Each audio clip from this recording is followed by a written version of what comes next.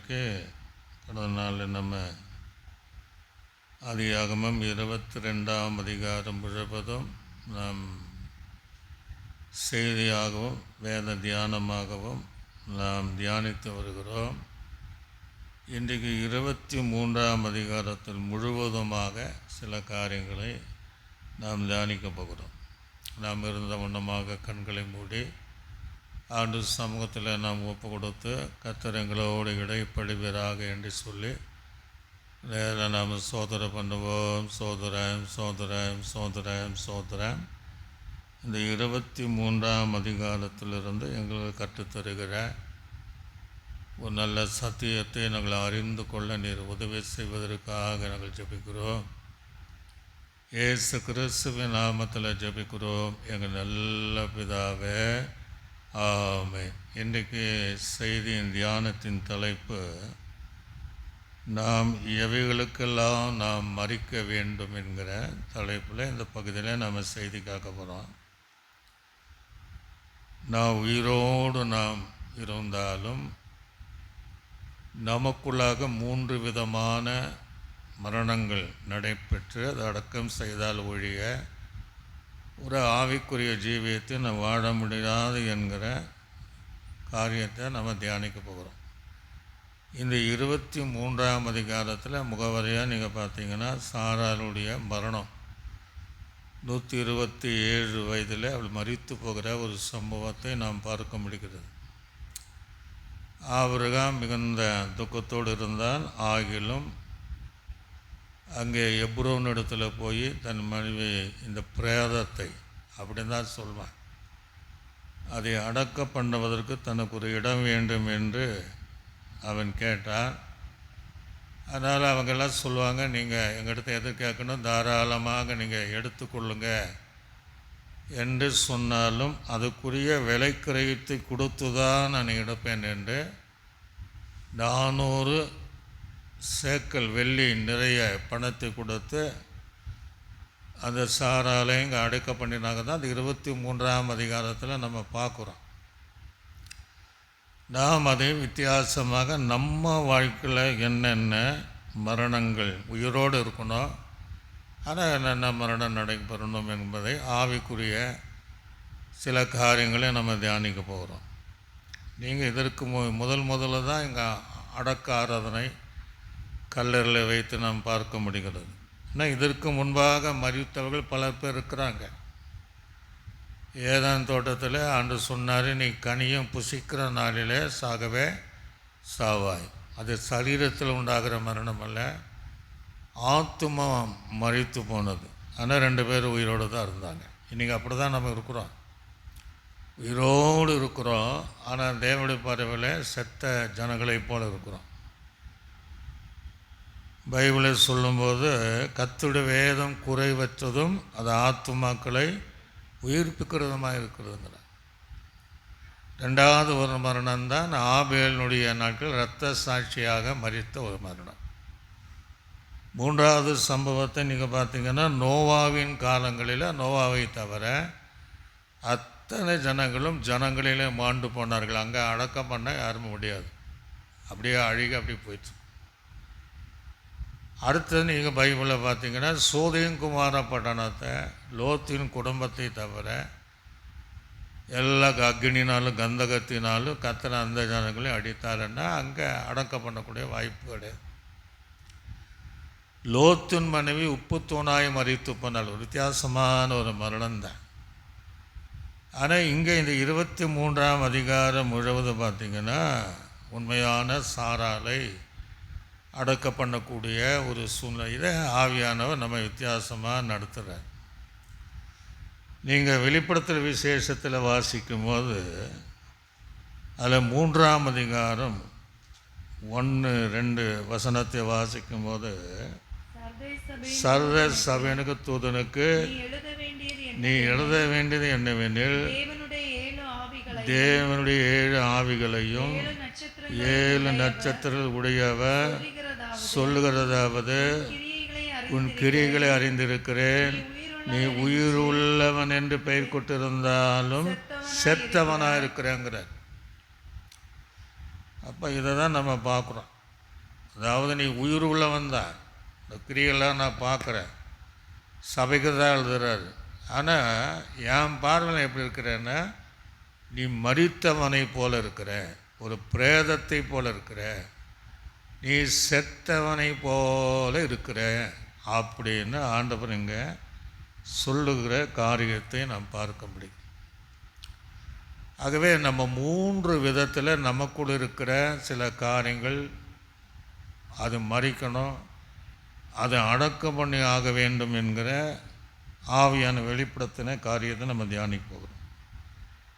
ஆக பார்வைக்கு நம்ம எல்லாரையும் சொல்ல முடியாது. பார்வைக்கு ஜீவன் உள்ளவளாக நம்ம உயிரோடு இருக்கவளாக இருந்தாலும் நம்முடைய கிரிகளை கர்த்தர் பார்த்து சொல்கிறாரு, நீ உயிரோடு தான் இருக்கிற, ஆனாலும் நீ எப்படி இருக்கிறன்னா செத்தவனை போல இருக்கிற. அப்போ அந்த செத்த காரியத்தை நாம் அடக்கம் பண்ணினால் தேவன் விரும்புகிற வாழ்க்கை நான் வாழ முடியும். அதில் இன்னொரு இடத்துல கொஞ்சம் தெளிவாக சொல்கிறார். மத்தேயு சுவிசேஷத்தில் 18ஆம் அதிகாரம் அங்கே வாசிக்கும் போது 21 வாசிக்கும் போது, அவருடைய சீசர்களில் வேறொருவன் அவரை நோக்கி, ஆண்டவரே, முன்பு நான் போய் என் தகப்பனை அடக்க பண்ண எனக்கு உத்தரவு கொடுக்க வேண்டும் என்றார். அதற்கு இயேசு, மரித்தோர் தங்களை மரித்தோரை அடக்க பண்ணட்டும், நீ என்னை பின்பற்றி வா என்றார். இவ்வளோ அழகாக சொல்கிறார். இயேசு அவனை கூப்பிடும்போது நான் வரேன், ஆனால் எங்கள் அப்பா இறந்து போயிட்டார், என் தகப்பன் மரித்து விட்டார், செய்ய வேண்டிய கடமைகளெல்லாம் செய்து அடக்க பண்ண பின்னாடி நான் உன் பின்னாடி வரேன் அப்படின்னு சொல்லும்போதே சொல்கிறாரு, நீ எனக்கு பின்னாடி வா, மரித்தோர்களை என்ன செய்யணும், அடக்க பண்ணும். அப்படின்னா மரித்த மனிதன் ஒரு மரித்தவனை என்ன செய்ய முடியாது, அடக்கம் பண்ண முடியாது. அப்போ எதுக்கு சொல்கிறாரு அப்படின்னா, மரித்து போனும் தகப்பனும் பாவத்தில் மரித்து போயிருக்கிறார். இருக்கிற அத்தனை பேர் பாவத்தில் தான் என்ன செஞ்சுருக்கிறாங்க, மரித்து போயிருக்கிறாங்க. அதான் அந்த வசனம், நீ உயிர் உள்ளவனாக இருந்து செத்தவனை போல் இருக்கிற. ஆகவே அந்த மரித்தோனை இந்த மரித்தோர்களை அடக்கம் பண்ணட்டும், நீயாவது என்னை பின்பற்றி உனக்கு இருக்கிற அந்த செத்த கிரிகளை அழித்து நீ சத்தியத்தை அறிந்து நீயும் ஜீவனோடு இருப்பதற்கும் மற்றவர்களின் சத்தியத்தை சொல்லி அந்த மரித்த நிலைமையிலிருந்து ஜீவனோடு வாழ்வதற்கும் என்ன பின்பற்றி வா என்று சொல்லக்கூடிய காரியத்தை நம்ம பார்க்க முடியும். ஆக எது நமக்குள்ளாக முதலாவது மறிக்கணும், எது நமக்குள்ளாக முதலாவது அடக்கும்னா, நமக்குள் இருக்கிற முதலாவது மறிக்க வேண்டியது பாவ வாழ்க்கை. அது மறித்து அதை அடக்கம் பண்ணணும். நீங்கள் பாவத்தை குறித்து நீங்கள் பார்த்தீங்கன்னா, ஆதியாகமத்தில் நான் வாசிக்கும்போது 4ஆம் அதிகாரம் 7ஆம் வசனம் கடைசியில் வாசிக்கும்போது, உன் வாசல் படியில் என்ன செய்யுமா, பாவம் படுத்திருக்குங்கிறார். வாசல் படியில் பாவம் படுத்திருக்கும். ஒருவனுடைய வீட்டுக்கு முன்பாக என்ன தான் இருக்குமா, பாவம் வாசல் படியில் அது ஒரு உருவத்தை கொடுக்குறாரு. நம்ம ஏரியாலாம் பார்த்திங்கன்னா நாயும்பாங்க பட்டியும்பாங்க, அது அங்கே படுத்துருக்கும். வாசல் படி படுத்திருக்கிற பாவம் வீட்டுக்குள்ளேயும் வர வாய்ப்பு இருக்குது. சில நேரங்களில் நம்ம வளர்க்கிற பிராணி இறந்தாலும் நம்ம வீட்டுக்குள்ளே வராதுன்னா அது வராது. சில நேரங்களில் நம்ம புறப்பட்டு போகும்போது அது நமக்கு பின்னாடியே வரும், அப்படியே பின்னாடி வரும். நம்ம என்ன செய்வோம், போயிடு அப்படின்னா அது போயிடும். ஆனால் பாவம் அப்படி கிடையாது. அந்த வாசல் படியில் படுத்திருக்கிற பாவம் நாம் அங்கிருந்து புறப்பட்டாலும் வீட்டுக்குள்ளே இருந்தாலும் அது நம்மை தொடர்ந்து நம்மை பிடிக்கும். அதுக்கு தான் நம்ம அந்த பாவத்துக்கு ஒரு மரணம் உண்டாகும். பாவத்தை நம்ம அடக்கம் பண்ணியே ஆகணும். இந்த காரியத்தை எண்ணாகமத்தில் எழுதும் போது இன்னும் கொஞ்சம் வித்தியாசமாக எழுதுகிறார். 32ஆம் அதிகாரம் 23வது வசனத்தை நான் வாசிக்கும் போது, எண்ணாகமம் 32ஆம் அதிகாரம் 23 போனால் கர்த்தருக்கு விரோதமாக பாவம் நல்ல கவனிங்க, கர்த்தருக்கு விரோதமாக பாவம் செய்தவர்களாய் இருப்பீர்கள். ஆமாம், செய்தவர்களாய் இருப்பீர்கள். உங்கள் பாவம் உங்களை தொடர்ந்து என்ன செய்யுமா? பிடிக்கும் என்று சொல்கிறார். இப்போ வாசல் படியில் படுத்திருந்த பாவம் நம்ம எங்கே போனாலும் அது பின் தொடருமா? எந்த பாவம்? தேவனுக்கு விரோதமாக செய்கிற ஜனங்கள், பாவம் செய்கிற ஜனங்கள், அது நம்ம எங்கே போனாலும் அது தொடர்ந்து நம்மை பிடிக்கும். சில நேரம் சொல்லுவாங்க பெற்றோர்கள், பையன் காலேஜுக்கு போகும்போது நல்லா தான் இருந்தான், பைபிள் வாசித்து போனான், ஜெபம் பண்ணிட்டு போனான், ஆனால் அவன் சாயங்காலம் வரும்போது வித்தியாசமாக வரான் அப்படின்னா அவனுக்கு பின்பாக அந்த படுத்து இருக்கிற அந்த பாவம் தொடர்ந்துட்டே அவனுக்கு போயிடும். அப்போ அவனை அறியாமல் அந்த பாவம் அப்போ என்ன செய்யணும்? நமக்குள்ளே இருக்கிற அந்த பாவம், இப்போ வாசல் படி இல்லை, நமக்குள்ளே இருக்கிற படுத்திருக்கிற அந்த பாவம் முற்றிலும் சாரால் அடக்கம் பண்ணப்பட்டதை போல நம்ம அடக்கப்பட்டோம். அப்போ தான் ஆண்டுடைய பார்வையில் நம்ம ஜீவன் உள்ளவளாக, உயிரோடு இருக்கிறவளாக காண்பதற்கு, நம்ம அவளை காண்பிப்பதற்கு அது எதுவாக இருக்கும். அந்த பாவம் வாசல் படுத்திருக்கிற அந்த பாவம் பின்தொடருமா? வாலிப்பிள்ளையானாலும் சில வயதானவங்களும் சொல்லுவாங்க, காலையில் நல்லா தான் இருந்தார், சாயங்காலம் தான் குடிச்சிட்டு வந்து கலாட்டா பண்ணுறாரு. அப்போ அந்த பாவம் ஒரு மனிதனை தொடர்ந்து அவனை பிடிச்சோம்.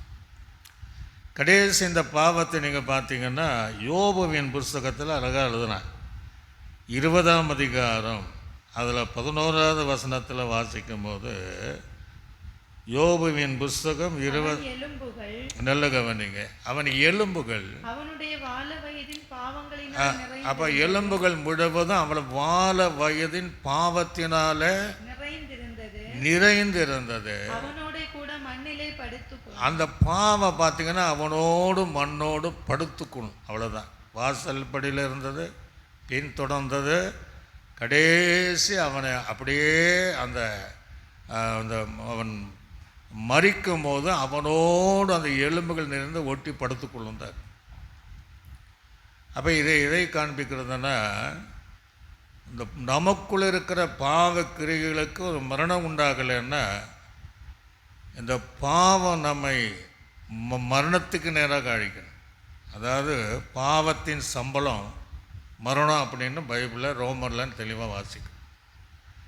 ஆக அதற்குள்ளாக நம்ம என்ன செய்யணும்? 2 காரியம். ஒன்று, பாவத்துக்கு நம்ம மறிக்கலைன்னா பாவம் நம்மை மறிக்க செஞ்சிடும். இன்னொன்று, நாம் பாவத்துக்கு மறித்து விட்டால் நம்ம கர்த்தர் வருகிற வரையும் சரீரங்களில் நம்ம தீர்க்காயுசை வாழ்ந்து ஆண்ட நியமத்தினால் மரித்து போனாலும் சாராளை போல அந்த ஆத்துமா உயிரோடு இருக்கும் என்பதை அறிந்து கொள்ளும். ஆக ஒருவேளை நம்ம பாவத்துக்கு நம்ம மறிக்கலைன்னா அந்த பாவம் நம்ம மரணத்துக்கு நேராக நடத்திடும். ஆகவே நாம் பேசுகிற அடியானால், இப்போது யாருமே நம்ம பாவம் செய்யலைன்னு இயேசுவை தவிர யாருமே சொல்ல முடியாது.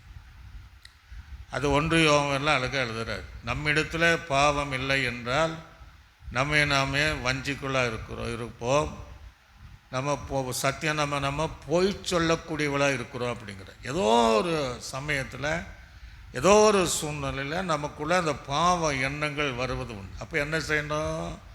அந்த பாவம் வரும்போதெல்லாம் அதுக்கு ஒரு அடக்காரதை செஞ்சு, அந்த பாவத்திற்கு இடம் கொடுக்காம, அந்த பாவ எண்ணத்துக்கு இடம் கொடுக்காம, அந்த பாவ செயலுக்கு இடம் கொடுக்காம, நம்மை அது அழிப்பதற்கு முன்பாக அதை நம்ம என்ன செஞ்சிடணும்? அழிச்சோன்னா தான் ஆண்டு சொல்கிறேன். கேன்சர் என்பது ஒரு கொடிய வியாதி, அப்படியே சரீரத்தை அப்படியே அரிச்சிடணுமா. பாவம் அப்படி தான், ஒரு மனுஷனுடைய வாழ்க்கை அப்படியே அதை அரிச்சிடும். பழைய நாட்களில் பார்த்திங்கன்னா நல்ல கதவு இருக்கும், பார்க்க நல்லா உள்ள அந்த கருப்பான் பூச்சி அந்த டோட்டலாக அந்த கதவை உள்ளுக்குள்ளேயே அடித்து ஒன்றையெல்லாம் பார்த்தா பாப்பா எல்லாம் விழுந்துடும். ஆக அந்த பாவத்திற்கு முதலாவது மரணம் உண்டாகும். அதான் ஆண்டு சொல்கிறாரு, உனக்கு கிரிகளாக இருந்திருக்கிறேன், நீ உயிரோடு தான் இருக்கிற, ஆகிலும் என் பார்வையில் நீ செத்தவனாய் போல இருக்கிறேன். அப்போ அந்த பாவத்துக்கு என்ன செய்யும் அப்படின்ட்டு முதல்ல நம்ம பார்க்கும்போது நீங்கள் வாசித்து பார்த்தா தெரியும். 1 பேதுரு நிருபம் 2ஆம் அதிகாரம் அதில் 24ஆம் வசனத்தில் வாசிக்கும் போது 1 பேதுரு 2ஆம் நாம் பாவங்களுக்கு செத்து இல்லை, இப்போ நம்ம சாகணும். அதான் சொல்கிறார். நம்ம சாகிறதில்ல, நமக்குள் இருக்கிற பாவம் சாகும். நாம் பாவத்துக்கு செத்து நீதிக்கு பிழைத்திருக்கும்படிக்கு அவர் தாமே தமது சரீரத்திலே நம்முடைய பாவங்களை சிலுவையின் மேல சுமந்தார். அவருடைய தழும்புகளால் போதும், அவர் சுமந்தார். அப்போ முதலாவது நம்ம என்ன செய்யணும்? நமக்குள் இருக்கிற பாவங்கள் சாகணும், நீதிக்கென்று பிழைக்கணும். எப்போ இயேசுவை ஏற்றுக்கொள்ளும் போது, பாவரிக்கை செய்யும் போது, அதை விட்டு விடும்போது, அவர் எப்படி அடக்கம் பண்ணப்பட்டு நம்முடைய பாவங்களை அவர் சுமந்தாரோ, அப்போ அதே போல் கேட்கிற தெய்வ பிள்ளைகள், ஒருவேளை வாலி பிள்ளைகள் கேட்கலாம், அந்த பாவத்திற்கு நீங்கள் அடிமையாகாதீங்க. பாவம் உங்களை அடிமைப்படுத்தி விடும். பாவம் ஒரு நாள் நம்ம வாழ்க்கையை அழித்துவிடும். ஆகவே பாவத்துக்கு எந்த அடிமைத்தனத்துக்கு, போதை பழக்கத்திற்கோ கஞ்சா பழக்கத்திற்கோ, எந்த ஒரு பாவத்திற்கு நம்ம அடிமைப்பட்டிருந்தால் அதற்கு நம்ம பாவத்திற்கென்று நாம் செத்து நீதிக்கென்று நாம் மரித்து நீதிக்கென்று பிழைக்கக்கூடிய அனுபவத்திற்குள்ளாக நாம் வரவேன். அதான் சொல்கிறார், நீங்கள் பாவத்துக்கு சத்து நீதிக்கென்று பிழைக்கணுங்கிறார். இதை நீங்கள் ரோமரில் இன்னும் அழகாக வாசி பார்த்தீங்கன்னா 6ஆம் அதிகாரத்தை தீர்ப்பு கொள்வோம். ரோமர் 6 வாசிங்கன்னா 4ஆம் வசனம் முதல் அந்த 9ஆம் வசனம் வரைக்கும் நீங்கள் மேலும் பிதாவின் மகிமையினாலே மரித்தோரிலிருந்து எழுப்பப்பட்டது போல, நல்ல கவனிங்க, கிறிஸ்து மரித்தோரிலிருந்து எழுப்பப்பட்டதை போல நாமும் புதிதான ஜீவன் உள்ளவளாய் நடந்து கொள்ளப்படி அவருடைய மரணத்திற்குள்ளாக ஞானஸ்நானத்தினால கிறிஸ்துவோடு கூட அடக்கம் பண்ணப்பட்டோங்கிறார். மரித்தவன் என்ன செய்வாங்க? அடக்கம் பண்ணுவாங்க. அப்போ நம்ம அடக்கம் பண்ணணும். செத்த காரியத்திற்காக அடக்கம். எப்படி? ஞானஸ்தானத்தினாலே நாம் அவரோடு உடன்படிக்கை செய்யும்போது, நான் பாவத்துக்கு சத்து, இந்த பாவம் அவரோடு கூட அடக்கம் பண்ணப்படும். சில நேரங்களில் எங்கே தவறு நடக்குன்னா, உயிரோடு இருக்கிறவனை நம்ம அடக்கம் பண்ண முடியாது. ஊர் என்ன செய்வாங்க? நம்மளை விடமாட்டாங்க. இதே ஆவிக்குரிய வாழ்க்கையில் பாவத்துக்கு மறிக்காத ஒரு மனுஷனை நம்ம ஞானஸ்தானத்தினால அடக்கம் பண்ணிடக்கூடாது. அந்த விஷயத்தான் நிறைய பேர் நம்ம தவறு செய்கிறோம். ஏன்னா ஞானஸ்தானம் எடுத்த பின்ன அதே வாழ்க்கை தான் வாழ்கிறாங்க. ஆக உண்மையான ஞானஸ்தானம் என்பது பாவத்திற்கு மறித்து தேவனோடு அந்த அடக்கம் பண்ண புதிய வாழ்க்கை வாழக்கூடிய, புதிய நடக்கை வாழக்கூடிய, அது சொல்கிறாரு பாருங்க, புதிதான ஜீவன் உள்ளவாய் நடந்து கொள்ளும்படி அவருடைய மரணத்திற்குள்ளாக ஞானஸ்நானத்தில் கிறிஸ்துவோடு கூட அடக்கம் பண்ணப்பட்டோம். ஒரு சரீரம் எப்படி அடக்கம் பண்ணப்படுதோ அதே போல் முதலாவது நம்முடைய பாவங்கள் சாகணும், அதை அடக்கம் பண்ணணும்னா இந்த அனுபவங்களிலே நம்ம இருக்கணும். அடுத்த வசனத்தை வாசிக்கும் போது, ஆதலால் அவருடைய மரணத்தின் சாயலில் நாம் இணைவிக்கப்பட்டவள் ஆனதான், அவர் உயிர்த்தெழுதலின் சாயலிலும் இணைக்கப்பட்டு இருப்போம். சொல்றாரு, நாம் இனி பாவத்துக்கு ஒழிய செய்யாதபடி பாவ சரீரம் ஒழிந்து போகும் பொருட்டாக நம்முடைய பழைய மனுஷனை அவரோடு சிலுவையில் அறியப்பட்டது என்று அறிந்திருக்கிறோம். அப்போ செய்த பாவத்தை மீண்டும் நாம் செய்யாமல் அந்த பாவம் முழுவதும் சிலுவையிலே அறையப்பட்டிருக்கிறது என்பதை நாம் அறிந்து கொள்ளும். அப்போ நமக்கு பாவ சிந்தனை வரும்போதெல்லாம் ஒன்றை நம்ம நினைக்கணும், இல்லை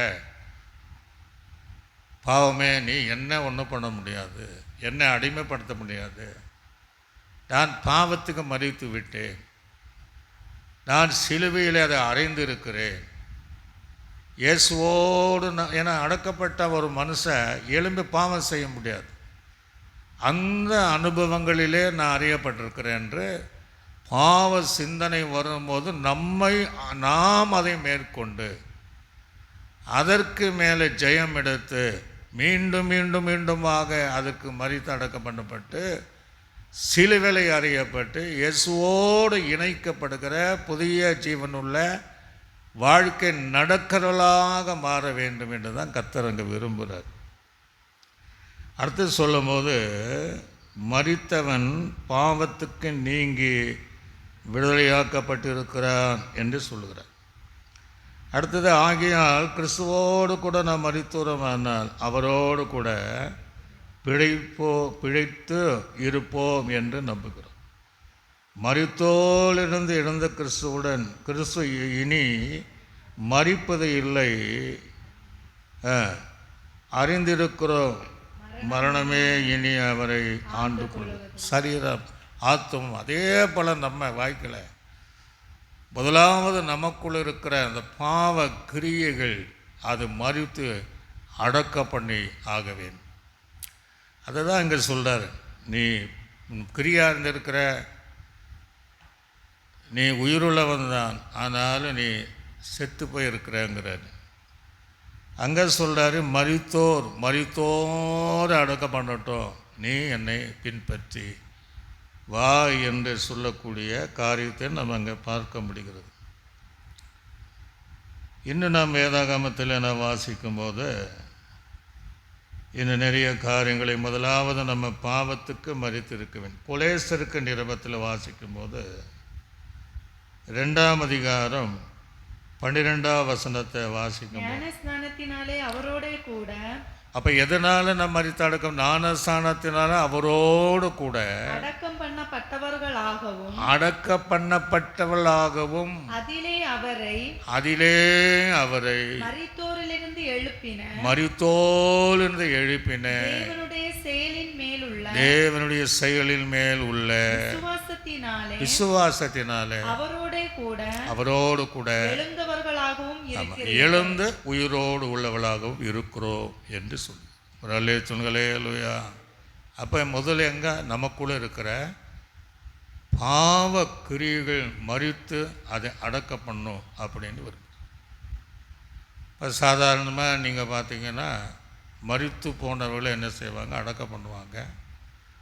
ரெண்டாவது அது மேலே என்ன செய்வாங்க? மண்ணை போட்டு மூடுவாங்க. அதே நம்ம வாழ்க்கையிலும் இருக்கணும். சங்கீதத்தில் நீங்கள் வாசித்து பார்த்தீங்கன்னா 32ஆம் சங்கீதம் 1ஆம் வசனத்தை 2ஆம் வசனத்தை வாசிங்க. 32:1 மன்னிக்கப்பட்டதோ பார்த்தீங்கன்னா மூடப்பட்டதோ அவன் பாக்கியவான். போதும். அப்போ பாவங்கள் ஒரு பிரேதத்தை ஆபிரகாம் சாராலை அடக்கம் பண்ணியதை போல மூடணும். மூடுறது யார்? இயேசு கிறிஸ்து ரத்தத்தினால நம்மை கழுவி மூடுற அனுபவம் தான். ஆக மூடப்பட வேண்டும். அதுதான் எவருடைய பாவங்கள் மூடப்பட்டதோ அவர்கள் என்ன செய்வாங்களா? பாக்கியவார்கள். இன்னொரு காரியத்தை கூட நான் சொல்கிறேன். அப்படி குடும்பத்திற்குள்ளே மரணம் நடக்காமல், இது மரணம் நிறைய நடந்திருக்கும், வயசானவங்க எல்லாம் நடந்திருக்கலாம்.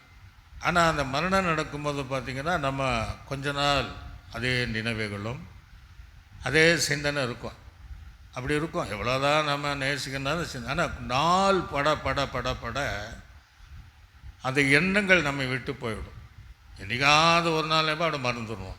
இதே போல தான் பாவங்கள், நான் விட்ட பாவத்தை ஒரு நாள் அதை நினச்சி பார்க்கக்கூடாது. ஒரு அல்லேலூயா. அதை எண்ணி பார்க்கக்கூடாது. அதற்காக நாம் மரித்து ஆகிவிட்டு ஆகவே நாம் கிறிஸ்துவோடு கூட உயிர்த்து பிழைத்திருக்கிறோம், எழுந்து நிற்கிறோம். ஆகவே அந்த மூடப்பட்ட பாவம், மரித்த பாவம், ஞானஸ்நானத்தினால் அடக்கப்பட்ட பாவத்தை மீண்டும் அதை குறி சிந்தியாமல், நாய் தன் கக்கினதை மீண்டும் தின்பதை போல அல்லாமல் தேவனுக்காக வாழ்கிற தேவ பிள்ளைகளாக இருக்கும்.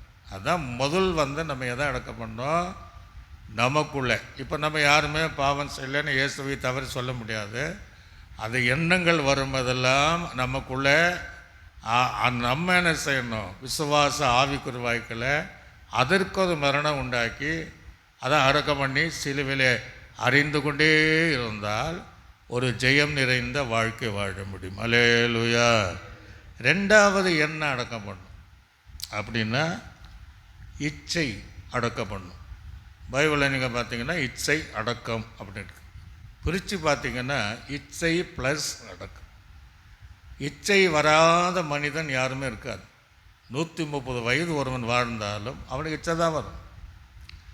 இச்சை வராதுன்னு பைபிள் சொல்ல. அதுதான் இச்சை அடக்கம் உள்ளவளாக இருங்கள் அப்படிங்கிறார். ஆக ரெண்டாவது நமக்கு வருகிற இச்சைகளுக்கு ஒரு அடக்கம் உண்டாகும். அந்த இச்சைகளுக்கு நாம் மறிக்க வேண்டும். அந்த இச்சைகளுக்கு நம்ம அடக்க ஆராதனை செய்ய வேண்டும். ரட்சிக்கப்பட்டு இருந்தாலும், எவ்வளோ பெரிய பரிசுத்தமான இருந்தாலும், சரியாக இருக்க வேண்டும் என்று விரும்பினாலும் அது இச்சை அடிக்கடி தான் வந்துகிட்டே இருக்கும். அதை நம்ம அடிக்கடி என்ன செய்யணும்? அதை அடக்கி, அதை அடக்கம் பண்ணி, அதை மறிக்க செய்து இச்சை அடக்கம் உள்ளவளாக ரெண்டாவதாக நாம் ஜீவிக்க வேண்டும். அல்லேலூயா. அல்லேலூயா. அதுக்கு சில வசனங்களை நம்ம வாசிப்போம். யாக்கோபுக்கு எழுதின நிருபத்தில் 1ஆம் அதிகாரம் 14ஆம் வசனத்தையும் 15ஆம் வசனத்தை நான் வாசிப்போம். யாக்கோபுக்கு எழுதின நிருபம் 1ஆம் அதிகாரம் 14, 15 என்ன வாசித்தால் அங்கே இவ்விதமாக அந்த வசனத்தை என்ன வாசிக்க முடிகிறது. 1:14 அவன் தன் சுய இச்சையினால் இழுக்கப்பட்டு சிக்கொண்டு சோதிக்கப்படுகிறான். இப்போ மனுஷன் ஏன் சோதிக்கப்படுகிறான்னா இச்சையினால் இழுக்கப்படுகிறான். இச்சையெல்லாம் இழுத்துறோம், அது சும்மா விடாத ஒரு ஆளை.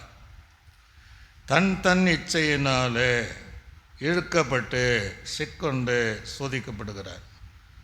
பின்பு இச்சையானது கர்ப்பம் தரிக்கிறது. பாவத்தை, ஒரு பிள்ளை பிறப்பதை விட பாவத்தை பிறக்கும். பாவம் பூர்ணமாகும் போது மரணத்தை பிறக்கும். அப்போ இச்சையும் மரணத்தை உண்டாகும். ஆகவே நம்ம இச்சைக்கு இடம் கொடுக்கக்கூடாது. இச்சை வராதுன்னு சொல்ல முடியாது. இச்சை வருவதெல்லாம் நான் தேவனுடைய பிள்ளை இருக்கிறேன், நான் தேவனுடைய பரிசுத்தமான இருக்கிறேன், இச்சையே நீ என்னை மேற்கொள்ளக்கூடாது என்கிற அதை அடிக்கடி என்ன செய்யணும்? நமக்குள் வராதபடி, எழும்பாதபடி. ஃபாதர் பாடும்போது அது மீண்டும் தலை தூக்காமல் அது அழியட்டும் தான் சொல்கிறார். அப்படிப்பட்ட எண்ணம் உடையவர்களாக நம்ம வாழணும். நிறைய பேர் ரட்சிக்கப்பட்டிருப்பாங்க. நான் எங்களை சேர்த்து தான் சொல்கிறேன். இச்சைக்கு அடிமைப்பட்டுட்டே இருப்பாங்க. இப்போ ஆதாம் ஏவாளை பார்த்தீங்கன்னா எதனால் விழுந்து போனால் ஏவாள் அந்த கனியை இச்சித்தால் பார்வைக்கு நல்லதும் கண்களுக்கு விரும்பத்தக்கதும் இச்சிக்கப்படத்தக்கது தான். ஒரே கனி தான், 2 பேர் பாதி பார்த்து தான் சாப்பிட்டுருப்பாங்க. ஆனால் அதை பாதி சாப்பிட்டதற்கு 2 பேருக்கும் ஆத்துமாவிலே மரணம் உண்டாயிற்று. சிம்சனுடைய வாழ்க்கை என்னாச்சு? அவன் இச்சித்தால் கண்களுக்கு பிரியமானவள் என்று சொன்னான். அழகை கண்டு இச்சித்தான். என்ன நடந்தது? கண்களுக்கு பிரியமானவன் சொன்ன இச்சித்த அவனுடைய கண்ணே போச்சு. கடைசியில் 2 கண்களும் பிடுங்கப்பட்டு அவன் 2 தூண்களை கட்டப்பட்டு பெலிஸ்தருக்கு ஒரு வேடிக்கை பொருளாய் மாறினான். ஆக இச்சை என்பது ஆபத்தானது. அது சிக்கிக்கொள்ளக்கூடாது. சோதனை வரும், அது கர்ப்பந்தரிக்கும், பிள்ளை பெறுவதை போல மரணத்தை பிறக்கும். ஆக நமக்குள் வருகிற இச்சை அடக்கம் பண்ணிட்டே. அல்லேலூயா. அதுதான் இங்கே சொல்கிறார். நம்ம ஒரு ஆவிக்குரிய வாழ்க்கை வரவே வராதுன்னு யாருமே சொல்ல முடியாது. ஆக இந்த இச்சையை அடக்கம் பண்ணிகிட்டே இருக்கணும் என்று வேதம் சொல்லுகிறது. நீங்கள் மார்க் சுவிசேஷம் 4ஆம் அதிகாரம், அதில் நீங்கள் வாசித்து பார்த்த 4ஆம் அதிகாரம் அங்கே 18வது வசனத்தை வாசிங்க. வசனத்தை கேட்டும், நல்ல கவனிங்க, வசனத்தை நல்லா கேட்பாங்க. வசனத்தை கேட்டும் உலக கவலைகளும் ஐஸ்வர்யத்தின் மயக்கமும் மற்றவைகளை பற்றி உண்டாகிற இச்சைகள். நம்ம வசனத்தை கேட்குறோம், ஆண்டவருக்காக வாழணும்னு. மற்றவைகளை குறித்துதான இச்சைகளும் எது நமக்குள்ளே உட்பிரவேசித்து வசனத்தை நெருக்கி போட அதனால பலனற்று போகிறாங்க. ஒரு அலேச்சுங்களே லூயா. வசனத்தை நம்ம கேட்குறோம், ஆனால் இச்சை என்ன செய்து பல இச்சைகள் நமக்குள்ளே உட்பிரவேசித்து அந்த வசனத்தின்படி பலனுள்ளவளாய் ஜீவிப்பதற்கு அது தடையாகி அந்த இச்சையானது பலமுள்ளவர்களையும் பலனற்று போக செய்கிற அந்த இச்சை நமக்குள்ளாக வசனத்தை கேட்க விடாமல் அதன்படி நடக்காமல் அந்த இச்சை நமக்குள்ளாக பிரவேசிக்கிறது. அது பிரவேசிப்பதற்கு இடம் கொடுக்கக்கூடாது. நான் மீண்டும் சொல்கிறேன், இச்சை யாருக்குமே பேசுகிற எனக்கும் வரலன்னு சொல்ல, எல்லாருக்கும் இச்சை வரும். அதை அடக்கம் பண்ணிகிட்டே நாம் இருக்க வேண்டும் என்று 2வது இச்சையை நம்ம அடக்கப்படும். கேட்கிற தேவ பிள்ளையாக இருந்தாலும், குறிப்பாக அந்த வாலி பிள்ளைகளாக இருந்தாலும், வாலி பிள்ளை எங்கே தவறு செய்கிறாங்க கொண்டு அந்த பாவம் 2வது இச்சையில் தான் விழுந்துருவாங்க. ஆக யாராவது வாலி பிள்ளை நீங்கள் கேட்பீர்கள் என்றால் தீர்மானம் பண்ணணும். கர்த்தர் உங்களுக்கென்று ஒரு பாதை, ஒரு உயர்வு, ஒரு உத்தியோகம், ஒரு வாழ்க்கை வைத்திருக்கிறார். நல்ல ஒரு ஆசீர்வாதத்தை வச்சிருக்கிறார். ஆகவே இச்சையான காரியத்திற்கு சேரக்கூடாத நண்பர்களோடு சேர்ந்து நம்ம அடிமைப்பட்டு போனால் அது நம் கர்ப்பம் தரித்து மரணத்தை உண்டாக்கும். நிறைய வாலிபலியை மறிக்கிறாங்கன்னா அதுதான் நடக்கக்கூடிய சம்பவம். ஆக இச்சை நமக்குள்ளாக இருக்கிற இச்சை அதை அடக்கம் பண்ணிகிட்டே இருக்க வேண்டும், அது மறிக்க வேண்டும் என்று கர்த்தர் விரும்புகிறதை பார்க்க முடியும். இப்போ ரோமருக்கு நிருபத்தில் வாசிக்கும்போது 7ஆம் அதிகாரம் அதில் 5ஆம் வசனத்தை நம்ம வாசிப்போம். மாம்சத்திற்கு உட்பட்டிருந்த காலத்தில், எல்லாம் கவனிங்க, ஒரு காலத்தில் நம்ம இருந்தோம். மாம்சத்துக்கு உட்பட்டிருந்த காலத்தில் நியாயப்பிரமாணத்தினாலே தோன்றிய பாவ இச்சைகள் மரணத்திற்கு ஏதுவான கனிகளை கொடுக்க. நல்ல கவனிங்க. ஆவிக்குரிய கனி என்பது வேற, ஜீவனுக்குள்ள கனி என்பது வேற. இந்த இச்சை மரணத்துக்கு ஏதுவான கனியா, மரணத்துக்கு ஏதுவான கனிகள் கொடுக்கத்தக்கதாக நம்முடைய அவயங்களிலே பலன் செய்கிறது. எது? மாம்சத்துக்குரிய அந்த இச்சையானது நமக்குள்ள போய் என்ன கனி? மரணத்துக்கு ஏதுவான கனியை கொடுப்பதற்கு நமக்குள்ளே அதை என்ன செய்கிறதா? பேலன்ஸ் செய்கிறது அப்படிங்கிறார். ஏன் பேலன்ஸ் செய்கிறது? நம்ம அதை மேற்கொள்ள முடியல, அது இச்சை அடக்கம் இல்லை, அதற்காக நம்ம மறிக்கல, அதை அடக்கம் பண்ணனால அதுவும் நம்மை பலன் கொள்ளுகிறது. அதான் கண்களுடைய இச்சை என்று வேதம் சொல்லுகிறது. நேரடியாக போய் பாவம் செய்வது வேற, சில கண்களின் இச்சையினாலே பாவம் செய்து முடிச்சிடுறாங்க. ரொம்ப ஆபத்தான ஒரு காரியம். இது ஆபத்தான காரியம். அது மரணத்துக்கேற்ற கனியா. அப்படின்னா எப்போ வேணாலும் நடக்கும் மரணம் சம்பளம் என்கிறதை அடையாளமான ஒரு ஜீவியத்தை காட்டுகிறது என்று வேதம் நமக்கு தெளிவாக ரோமரில் அப்போஸ்தலர் எழுதுகிறார். ஆகவே இச்சைக்கு ஒரு அடக்கம் இது நமக்குள்ளே வந்துகிட்டே இருக்கும். நம்ம அதற்கு மறித்து அடக்கம் பண்ணக்கூடியவளாக அனுதினமும் நம்முடைய வாழ்க்கையில் நாம் ஜீவிக்க வேண்டும் என்று கர்த்தர் நமக்கு விரும்புகிறார். இப்போ யூதாவின் புஸ்தகத்தை நாம் திருப்பிக் கொள்வோம். அதில் 5ஆம் அதிகாரம், அந்த ஒரே அதிகாரம்தான், 16வது வசனம் முதல் 21வது வசனம் வரை வாசித்தார்.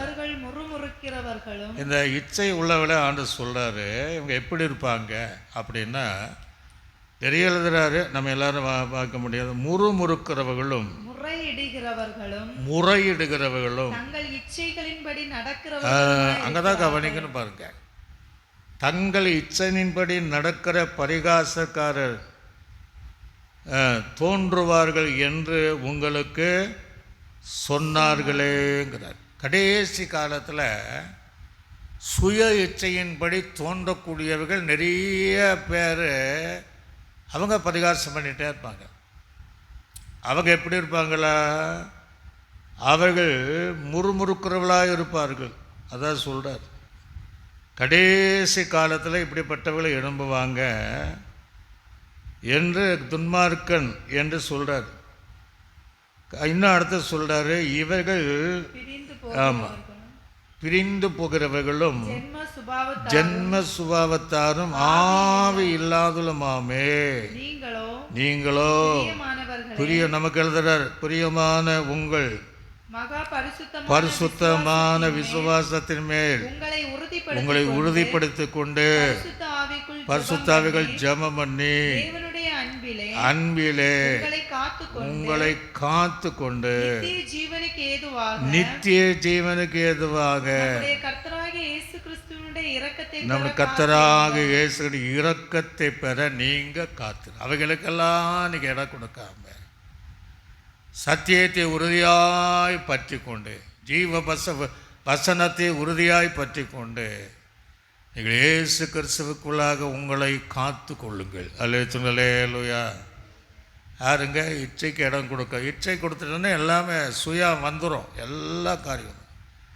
அதை அடக்க பண்ண வேண்டும் என்று சொல்லுகிறேன். ரெண்டாவது, நம்ம ஆவிக்குரிய வாய்க்கலை கலாத்திற்கு நிருபத்தில் வாசிக்கும் போது 5ஆம் அதிகாரம் 24ஆம் வசனம் முதல் 26ஆம் வசனம் வரை வாசிக்கும் நம்மளை சொல்ற நம்ம எப்படி இருக்கணுங்கிறத, கிறிஸ்துவின் உடையவர்கள் தங்களுடைய மாம்சத்தையும் தங்களுடைய ஆசை இச்சைகளையும் அறைந்திருக்கிறார்கள். ஒரு அலேச்சுங்களே அறைந்திருக்கிறார்கள் அப்படின்னா அறைந்தவள இருக்கிறாங்க, அதை அடக்கம் பண்ணியிருக்கிறாங்க.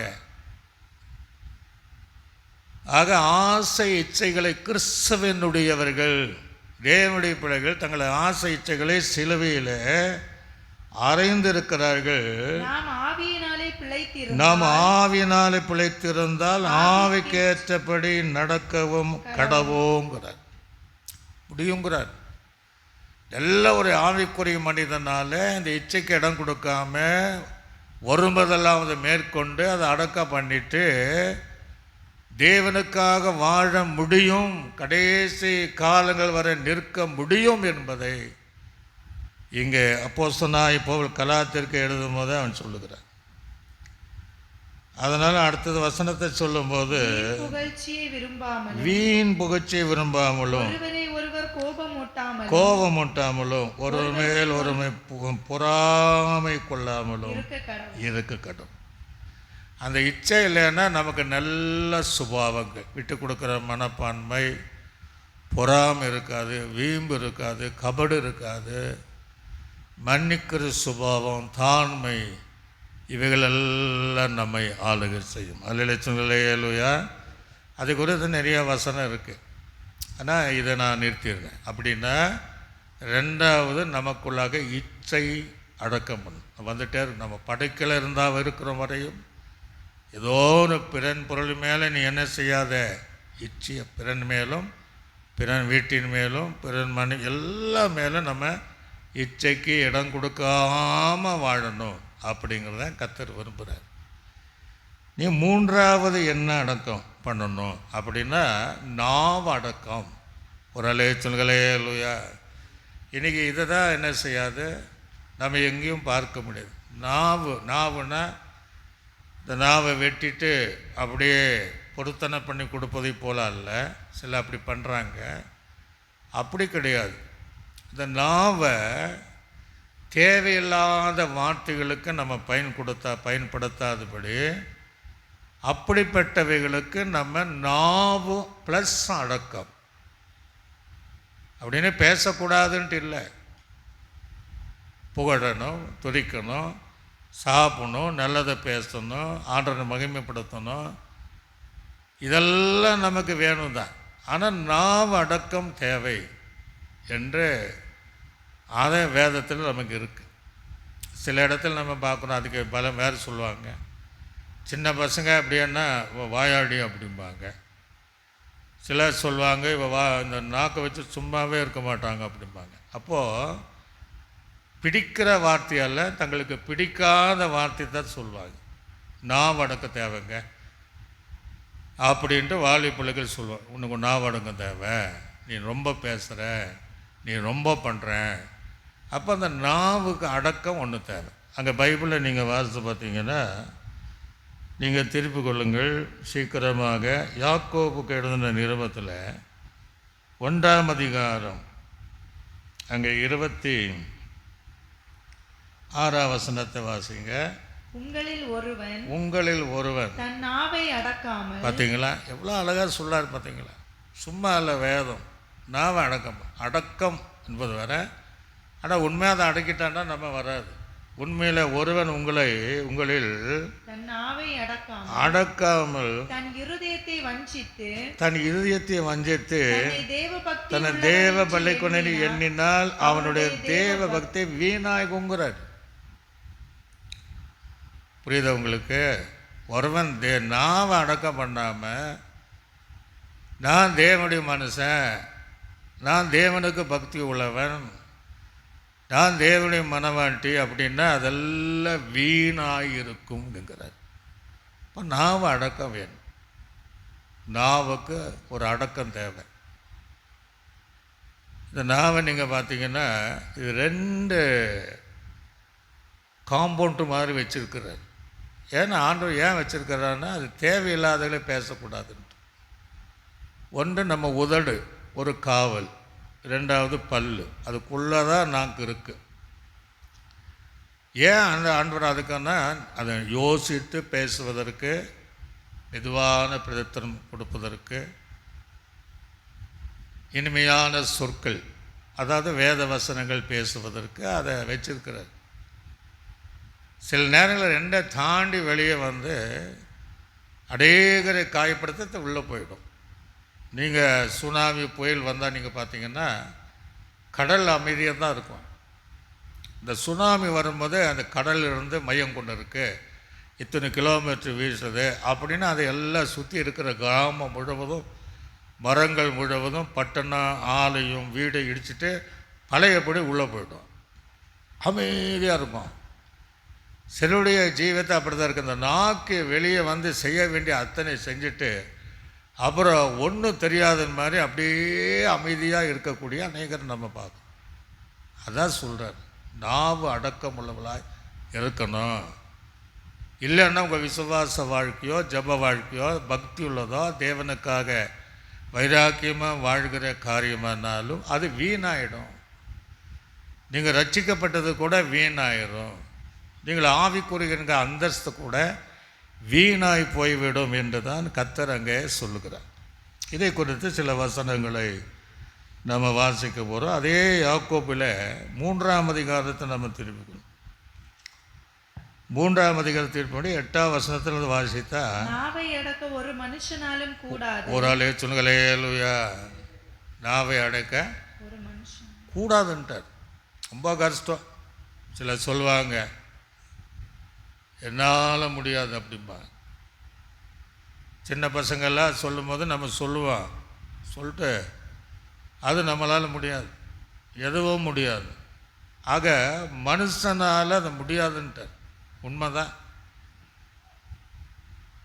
சில வாலிப்புள்ள தவறு எவ்வளோ நம்ம சொல்லி பார்க்குறோம், ஆனால் அவங்க என்ன செய்ய மாட்டாங்க, சில தப்பாக பேசுவாங்க.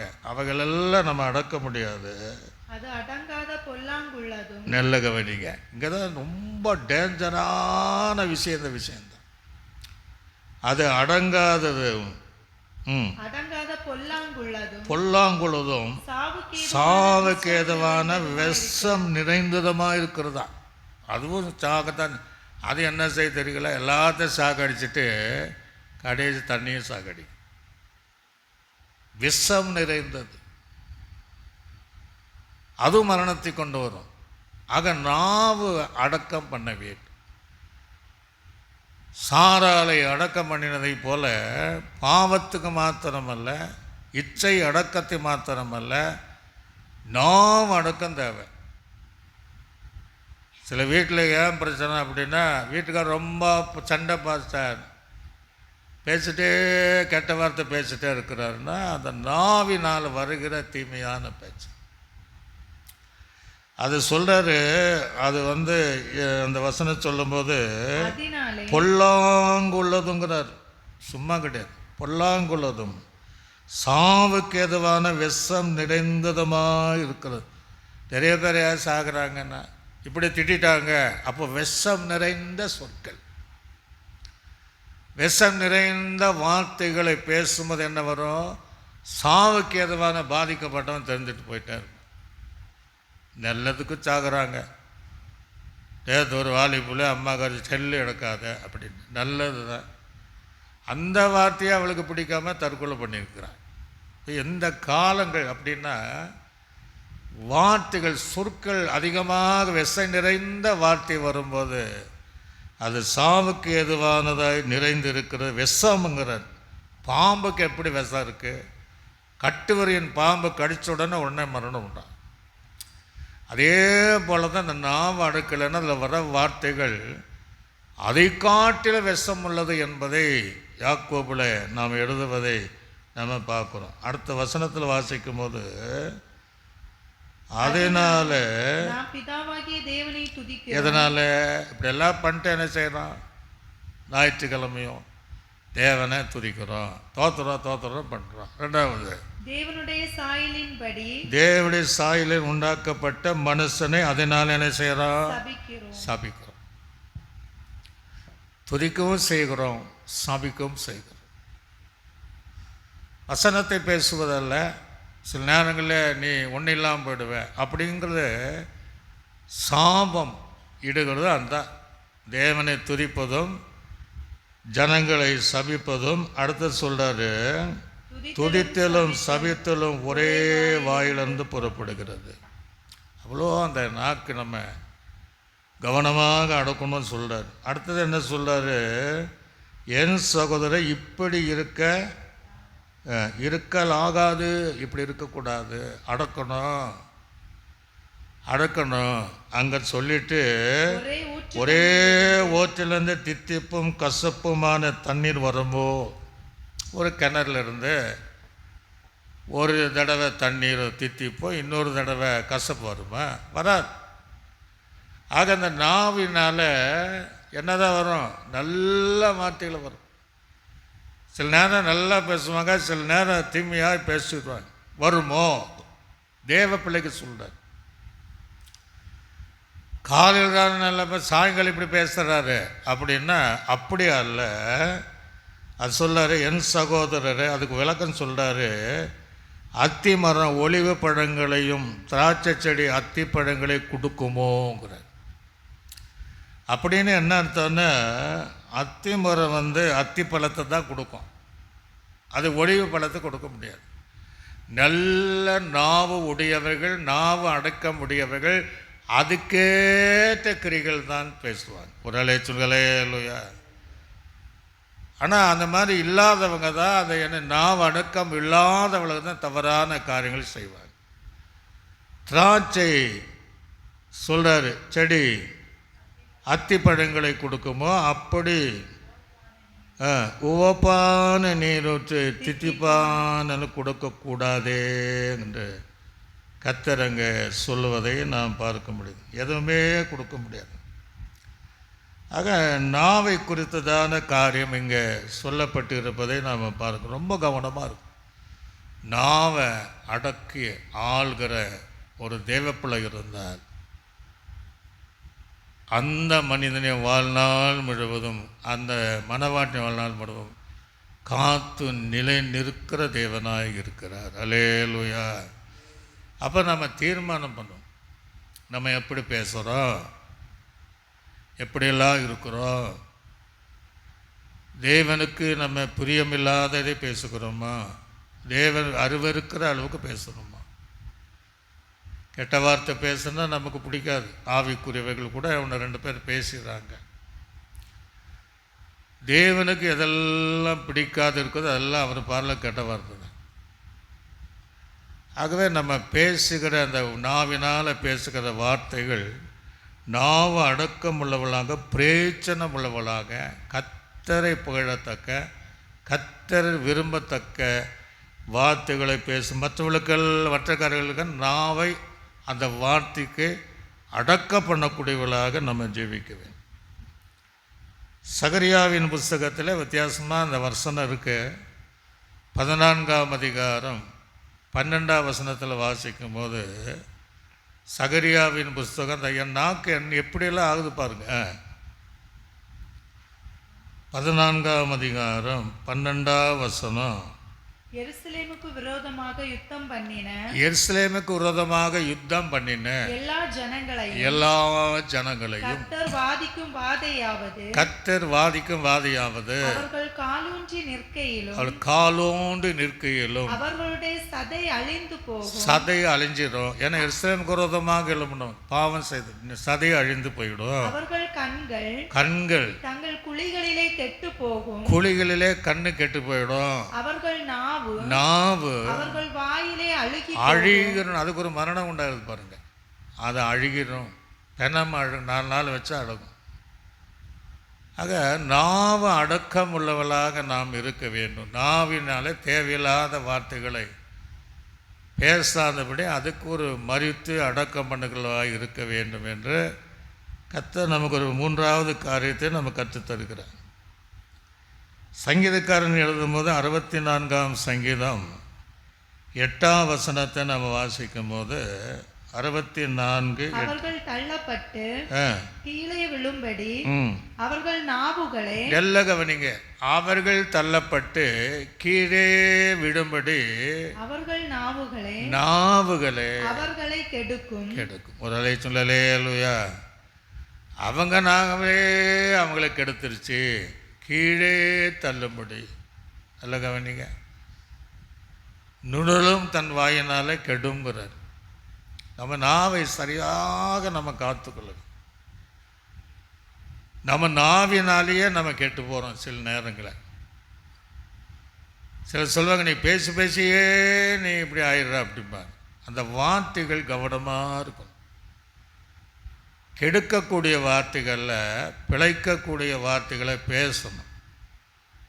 தாவீது அளவாக சொல்கிறேன், ஆண்டவரே என் உதடுக்கு காவல் வையும். கூடுமானவரை நான் நிலமானதை பேசாமல் அமைதியாக இருப்பேன். சில நேரம் சொல்வேன், நான் ஊமையை போல் இருப்பேங்கிறான். நல்லவன் தான். ஏன்னா தவறி நாவினால் ஏதாவது வார்த்தை வந்துடக்கூடாதேங்கிறான். சொற்கள் மிகுதியினாலே பாவம் வராமல் இருக்காதுங்கிறார். அப்போ சொற்கள் அதிகமான பாவம் வந்துடும். ஆகாத சம்பாஷணை நாக்குனால நல்ல இருக்கிற ஒழுக்கத்தையும் கெடுத்துருங்கிறார். ஆக ரட்சிக்கப்பட்ட தேவ பிள்ளைகள் நாவு அடக்கம் உள்ளவளாக இருக்க வேண்டும். அல்லேலூயா. பேசணும். தேவையில்லாதவைகளை பேசுவதற்கு நம்ம யோசிங்க. இல்லை, இனி நான் இப்படி பேசுவதில்லை, இப்படிப்பட்ட வார்த்தைகளுக்கு நான் இடம் கொடுக்க மாட்டேன், அது என்னை விட்டு அகன்று அதற்கு ஒரு அடக்காரதனை செய்தாக வேண்டும் என்று தேவனோடு உடன்படிக்கை செய்தார். கர்த்தர் நம்மை நிலைநிறுத்த வல்லவராக இருக்கிறார் என்பதை நாம் அறிந்து அவளுக்கு கொடுக்கணும். சங்கீதம் 140ஆம் சங்கீதத்தில் 11வது வசனத்தை கூட நீங்கள் வாசித்து பாருங்கள். 2-3 வசனத்தை வாசித்து. நல்ல கவனி. நல்ல நாவுன்னு சொல்லலை, நல்ல நாவெல்லாம் பைபிள் இருக்கு. நாவு நெருப்புன்னு இருக்கு பைபிளில். ஆயுள் சக்கரத்தையே கொளுத்துடுமா. வாய்க்கு ஆயுசு நாட்கள் இல்லாமல் பண்ணிடும். காட்டை கொளுத்துவதை போல கொளுத்துடும். தீ பெரிய காட்டை பொழுது போல நாவில் வர அந்த வார்த்தை குடும்பத்தையே அழிச்சிடும். இப்போ இங்கே என்ன சொல்றாரு? பொல்லாத நாவு உள்ளவன் பூமியிலே நிலைப்பதில்லை. கொடுமையான மனுஷனை போதும், பொல்லாத நாவு இருந்தால் அவன் பூமியில நிலைப்பதில்லைங்கிறார். ஆக நம்ம நாவு அடக்கம் ரொம்ப, நான் கேட்கிற தேவ பிள்ளைகள் பேசுகிற ஒவ்வொரு வார்த்தையிலும் கவனமாக பேசுவதை கற்றும். எது தேவனுக்கு புரியும், எது தேவனுக்கு புரியும் இல்லை, எந்த வார்த்தை முகசுளிக்கிறாங்க, எந்த வார்த்தை அப்படியே நம்ம அன்பாக கேட்குறாங்களே என்பதை உணர்ந்து தேவ பிள்ளைகளாக நம்ம வார்த்தைகள் சரியாக நம்ம நாவுகளில் வருகிற வார்த்தைகளை கவனமாக பேசணும். அப்படி மீறி வருகிற வார்த்தைகளை நாவு அடக்கமுள்ள அந்த வார்த்தை பேசாதபடி அதை அடக்கக்கூடியவளாக நம்ம இருக்க வேண்டும் என்று கர்த்தர் விரும்புகிறார். ஏசாயாவின் தீர்க்கதரிசி புஸ்தகத்தில் கூட 30ஆம் அதிகாரம் 27ஆம் வசனத்தை நீங்கள் வாசித்து பார்த்தீங்கன்னா, ஏசாயாவின் கர்த்தருடைய நாமம் தூரத்திலிருந்து வரும். தூரத்தில் கர்த்தருடைய நாமம் எங்க வருமா? தூரத்திலிருந்து வரும். அவருடைய கோபம் எரிகிறதும் கனன்று புகையுமாய் இருக்கிறது. அவருடைய உதடுகள் சினத்தால் நிறைந்து அவருடைய நாவு பட்சிக்கிற அக்கினி போல. நம்ம நாவை அடக்கம் பண்ணலன்னா அவருடைய உதடானாலும் நாவான சினம் கொண்டு பட்சிக்கிற அக்கினி போல இருக்கும் என்று வேதம். யாருக்கு மேலே? நாவு அடக்கம் இல்லாதவளுக்கு எதிராக தான் அங்கே சொல்கிறார். ஆக நாவு அடக்கம் உள்ளவளாக நாம் இருக்கிறேன். நாவை சுத்தமாக கட்டுவோம். சிலர் சொல்லுவாங்க, தேவையில்லாத வாய்னா நீ முதல்ல வாயை நீ சுத்தம் பண்ணும்பாங்க. சாதாரண ஏன் சொல்லுவாங்க? பேசுறது சரி கிடையாது, முதலும் வாயை நீ கலவும் அப்படிம்பாங்க. ஆக அது நம்ம கூடுமான வரை நம்ம இடம் கொடுக்க, அப்படியெல்லாம் நம்ம பேசியிருக்க, ஒரு நாள் நம்ம பேசியிருக்கலாம். அதை உணர்ந்து வருகிற நாட்களாகிலும் நாவு அடக்கம் உள்ளவளாக நம்ம ஜீவிப்பதற்கு நம்ம அர்ப்பணிக்க வேண்டும். இப்போது யாக்கோபு கடித நிருபத்தில் 3ஆம் அதிகாரம் 6ஆம் வசனத்தில் வாசிக்கும் போது நாவு நெருப்பு தாங்கிறார். பார்த்தீங்களா? நாவு எப்படியா? நெருப்புங்கிறார். அதனால் நம்ம வீட்டு விறகுல பற்ற வைக்கணும், நெருப்புங்கிறார். எனக்கு பெரிய பெரிய இடத்துல காட்டு தீ பார்த்தா நெருப்பு. அப்போ எவ்வளோ டேஞ்சர் பாருங்க. ஒரு நெருப்பை அப்படியே போட்டான்னா எதுவாக இருந்தாலும் எரிஞ்சிடும். யாக்கோபு எழுதும்போது நாவு நெருப்புத்தான் உலகண்டான். அது நாவு சாதாரண கிடையாது, அநீதி நிறைந்த உலகம். நம்முடைய அவயங்களில் நாவானது முழு சரீரத்தை கரைப்பிடிச்சிருப்பான். இந்த நாக்கினால ஒரு நாக்கில் தான் கெட்டம்பாங்க. அது முழு சரீரத்தை கரைப்படுத்தி ஆயுசினால் கொளுத்தி விடுகிறதாயும் நரக அக்கினினால கொளுத்தப்படுகிறதா இருக்கிறதுங்கிறார். கடைசி அங்கே கொண்டு போயிடும். ஆக சாரால் அடக்கம் பண்ணப்பட்டதை போல நம்ம வாழ்க்கையில் அந்த 3 காரியங்களும் அடக்கம் பண்ணணும். ஒன்று பாவம், இன்னொன்று இச்சை அடக்கம் பண்ணணும், மூன்றாவது நாவில வருகிற அநேக காயப்படுத்துகிற காரியங்கள் அடக்கம் பண்ணணும். அந்த 3 காரியங்கள் அடக்கம் பண்ணினால் நீதிமொழியில் வாசிக்கும் போது 21ஆம் அதிகாரம் 3ஆம் வசனத்தை நம்ம வாசித்து நாம் முடிப்போம். நீதிமொழிகள் 21ஆம் அதிகாரம் 23ஆவது வசனம். தன் வாயையும், நல்ல கவனிங்க, தன் வாயையும் தன் நாவையும் காக்கிறவன் சொல்றாரு. இப்படி எல்லாம் பேசாம தன் வாயும் தன் நாவை காக்கிறவன் தன் ஆத்துமாவை இடுக்கண்களுக்கு விலக்கி காக்கிறான். தன் ஆத்துமாக்கு எத்தனை இடக்கண்கள் வந்தாலும் அவன் காத்து கொள்வான் அப்படிங்கிறார். எதை? உதழியும் நாவை காத்தா அப்படி ஆத்துமாக்கு விரோதமாக நம்முடைய ஆவிக்குரிய வாழ்க்குறதுமாக எத்தனை இடக்கண் வந்தாலும், இடையூறு வந்தாலும், பரிகாசம் வந்தாலும், அப்படி நாம் அடக்கம் உள்ளவர்கள் தன் ஜீவியத்தை, தன் ஆத்துமாவை, தன் ஆவிக்குரிய தேவன் தந்த வாழ்க்கையை கர்த்தர் வருகிற காலங்கள் வரையும் அவன் காத்து கொள்வான். உடலே சொல்களே அல்லையா. இந்த 3 அனுபவங்களிலே நம்ம என்ன செய்யணும்? நம்ம உயிரோடு தான் இருக்கணும். அதை நீங்கள் புரிஞ்சிடணும். உயிரோடு இருக்கணும். அந்த 3 காரியங்களுக்கு மறிக்குவேன். இப்படி மறித்து நம்ம தீர்க்காய்ச்சையோடு இருந்து அப்படி நம்ம சரீரங்களிலே ஒரு மரணம் உண்டானால், இந்த உலகத்தில் இருக்கும்போது அந்த 3 காரியங்களுக்காக மரித்தவர்களை உயிரோடு கர்த்தர் எழுப்புவார். ஒரு அலையத்துணுகளே அல்லையா, சத்தமாக துணுகளே அல்லையா. அவர்கள் உயிரோடு எழுப்பிடுவார். அதான் அந்த சாராளுடைய மரணத்தின் மூலமாய் கற்றுக்கொள்கிற நம்ம ஒரு சத்தியம். ஆக இந்த அனுபவங்களிலே நம்ம வாழும். கேட்கிற தேவப்பிள்ளையானாலும், ஒருவேளை நீ பாவத்திற்கு மரித்து போன சூழ்நிலை இருந்தாலும், இச்சை என்னால் முடியல அப்படின்னு சொல்லக்கூடிய சூழல் இருந்தாலும், நாவ் அடக்கம் இல்லாமல் ஒரு வாழ்க்கை நீ வாழ்ந்திருந்தால், ஆண்டு சம்பத்தில் கண் இச்சை, சரீரம் பாவம் செய்யும், நாவு அடக்கமுள்ளவளாக இந்த சரீரம் முழுவதும் இயேசுவின் ரத்தம் நம்ம மேலே இறங்கணும். பாக்கூடலை ஊழியம் செய்யும்போது என்னை தேடி 80 வயது உள்ள ஒரு மூப்பனர் அவர். சபை நான் சொல்லலை, கர்த்தருக்குள் நித்திரை அடைந்தார். பாஸ்டர், உங்களுடைய செய்தியெல்லாம் கேட்குறேன், நீங்கள் நல்லா பண்ணுறீங்க, ஆனால் எனக்கு ஒரு போராட்டம். என்ன போராட்டம்? இச்சை அடிக்கடி எனக்கு வருது பாஸ்டர். அப்படியே வீட்டில் போய் சொன்னேன். அப்போ இச்சை எந்த வயது உள்ளவனானாலும் அப்போ போய் ஜோம் பண்ண. அப்போ நான் சொன்னேன், இதெல்லாம் நீங்கள் ஜோம் பண்ணிகிட்டு இருந்தால் ஆட்டம் தான் இருக்கும். ஒரு வேளை இன்றைக்கி ஏன் 70 வயசு உள்ளவன் 3ஆம் கிளாஸ் படிக்கிற பிள்ளைய பாவில் பலாத்துக்கு போனால் இச்சை. ஏன் ஒரு டீச்சர் 8வது பையனை படிக்க கூப்பிட்டு போகிறான்? இச்சை. இந்த உலகத்தில் விரித்து ஆடுகிறது. அதுக்கு வயசு கிடையாது. ஆகவே நாம் தேவ பிள்ளைகளாக இருக்கிற நீங்களும் நானும் இந்த 3 காரியங்களுக்காக நாம் மரித்து அடங்கப்பட்டால், இயேசு வரும்போது ஒன்றா உயிரோடு இருந்தால் மறுபடியும் மக்கப்படுவோம். இல்லை, கர்த்தருக்குள் நாம் நித்திருந்த உயிரோடு கூட நம்மை எழுப்புவார். எல்லா கண்களையும் முடிவுள்ளாங்க. இதுவரையும் நீங்கள் பாவத்துக்கு மறிக்கலைன்னா, ஆண்டவரே நான் செய்கிற ஒரு வேளை அந்த பாவம் யாருக்குமே தெரியாமல் இருக்கலாம்.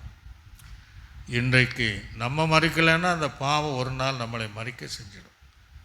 அந்த பாவம் நம்மை அழிச்சிடும்.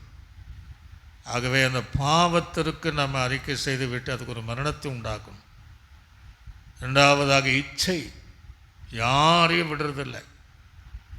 ஆக இச்சை ரொம்ப டேஞ்சர். அது கர்ப்பம் தரித்து பிள்ளை பெறுவதைப் போல பாவத்தை பிறக்க செய்து மரணத்தை உண்டாக்கிடும். நாவு என்பது அது வேற, அது மற்றவளையே அழித்து விடும். ஆக ஆண்டவரே, இந்த 3 காரியங்களில் எனக்கு அடக்கம் தேவை. அப்படிப்பட்ட காரியங்களுக்கு நாங்கள் அடக்கம் பண்ணிடணும். நான் தேவனுக்கு ஒரு ஜீவனுள்ள சாட்சியாக வாழணும். ஆண்டவர் நம்மை பார்த்து சொல்லக்கூடாது. சரத சபையை பார்த்து சொன்னதை போல, கிரிகளை அறிந்திருக்கிறேன், நீ உயிருள்ளவனாயிருந்தாலும் நீ செத்தவனை போல பார்வையில் இருக்கிற அப்படின்னு சொல்கிறதுக்கு இடம் கொடுக்காம எல்லாம் ஒப்பு கொடுத்து, ஆண்டவரே நான் எதெல்லாம் ஆண்டவர் உணர்த்தினாரோ அவையெல்லாம் விட்டு ஒரு புதிய ஜீவனுள்ள வாழ்க்கை வாழ்வதற்கு எல்லாம் அர்ப்பணித்து நாம் சோதனை பண்ணுவோம். ரீபா லாபா ராபா லாபா தகப்பனே மே துதிக்கிறோம். ரீகா பாபா ஒப்பு கொடுத்த தேவ பிள்ளைகளோடு இந்த 3 காரியங்களுக்கும் நாங்கள் ஆண்டவரே மரித்து அடக்கம் பண்ணி கிறிஸ்துவோடு கூட உயிர்த்தெழுந்தவர்களாக புதிய சிருஷ்டி உள்ள வாழ்க்கை, அந்த பழையவெல்லாம் ஒழிந்து போகிற வாழ்க்கை, புதிய ஜீவனுள்ள வாழ்க்கை வாழ்வதற்கு எங்களை அர்ப்பணித்த தேவ பிள்ளைகளுக்காக நம்மை சோத்துறேன். நல்ல ஆண்டவரே நன்றி செலுத்துகிறோம். இந்த மாலை நேரங்களுக்காய் சோதரேன். இந்த நாளில் 23ஆம் அதிகாரம் சாராளுடைய மரணத்தின் மூலமாக எங்கள் வாழ்க்கையில் சில சம்பவங்கள் நடைபெற வேண்டும் என்கிற 3 காரியங்கள் எங்களோடு கூட பேசினேன். ஆவிக்குரிய கிறிஸ்தவ வாழ்க்கையில் வளரணுன்னா இந்த 3 காரியங்களுக்கு நம்ம அடக்கம். ஒன்று பாவம், இன்னொன்று இச்சை அடக்கம், இன்னொரு நாவின் சொற்கள். ஆண்டவரே அடக்கம் பண்ணி ஆகணும் என்கிற சத்தியத்தை நீ கற்று தந்தீங்க. அதற்காக சோத்திரம். கேட்கிற பிள்ளைகள் இந்த அனுபவத்தில் வளருவதற்கு உதவி செய்வீராய். சபை மலை காலத்தில் வந்த தெய்வ பிள்ளைகளோடும் கரம் கூட இருப்பதற்காய் சோத்திரம். இயேசு கிறிஸ்துவின் நாமத்தில் ஜெபிக்கும் நல்ல பிதாவே, ஆமென். ஆத்துமாவே கர்த்தரை ஸ்தோத்திரி, என் முழு உள்ளமே என் ஆத்துமாவே கர்த்தரை ஸ்தோத்திரி, கர்த்தர் செய்த சகல புகழ் மறவாதே. ஆமென். கர்த்தராகிய இயேசுவின் கிருபையும் பிதாவாகிய தேவனுடைய அன்பும் பரிசுத்த ஆவியினுடைய அன்பின் ஐக்கியம் சந்தோஷம் நம்முடையவரோடு கூட இது கூடி வந்த தெய்வ பிள்ளைகளோடு ஆண்டவராகிய இயேசு கிறிஸ்து வருகை புரிந்தோம் சதா காலம் என்னென்னு நம்மோடு கூட இருப்பதாக. ஆமென், ஆமென்.